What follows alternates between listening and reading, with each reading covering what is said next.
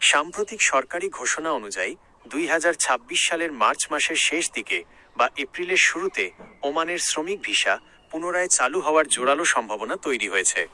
এই বিষয়ে সর্বশেষ আপডেটগুলো নিচে দেওয়া হলো। ওমান ভিসা খোলার আপডেট 2026, আশ্বাস ও সময়সীমা। গত 27শে জানুয়ারি 2026 তারিখে রিয়াদে অনুষ্ঠিত এক বৈঠকে ওমানের শ্রমমন্ত্রী ড মাহাদ বিন সাইদ বিন আলী বাওয়াইন বাংলাদেশের প্রবাসী কল্যাণ উপদেষ্টা ড আসিফ নজরুলকে আশ্বাস দিয়েছেন যে আগামী 2 মাসের মধ্যে বাংলাদেশিদের জন্য পুনরায় ওয়ার্ক ভিসা চালু করা হবে।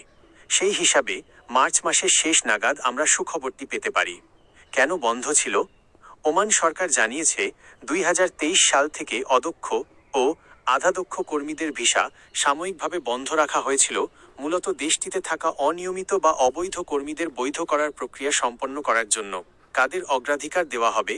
প্রথম দিকে প্রকৌশলী, চিকিৎসক, নার্স এবং উচ্চ দক্ষতা সম্পন্ন পেশাজীবীদের অগ্রাধিকার দেওয়া হবে।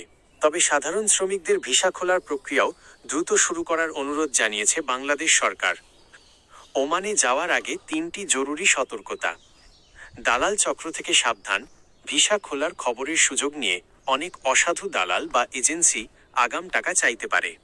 নিশ্চিত ঘোষণা না আসা পর্যন্ত কাউকে টাকা দেবেন না। 2. পাসপোর্ট ও তথ্য যাচাই।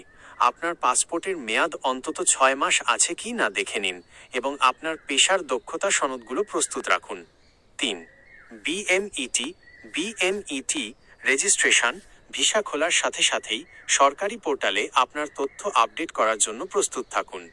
বিশেষ দ্রষ্টব্য: বর্তমানে ফ্যামিলি ভিসা, ভিজিট ভিসা এবং 10টি বিশেষ ক্যাটাগরিতে যেমন ডাক্তার, ইঞ্জিনিয়ার ভিসা চালু রয়েছে। সাধারণ শ্রমিকদের জন্য আনুষ্ঠানিক পোর্টালে আবেদন শুরু হলেই কেবল চূড়ান্ত পদক্ষেপ নিন। আপনি কি কোনো নির্দিষ্ট পেশার যেমন ড্রাইভিং, ইলেকট্রিশিয়ান বা লেবার ভিসা সম্পর্কে জানতে চাচ্ছেন?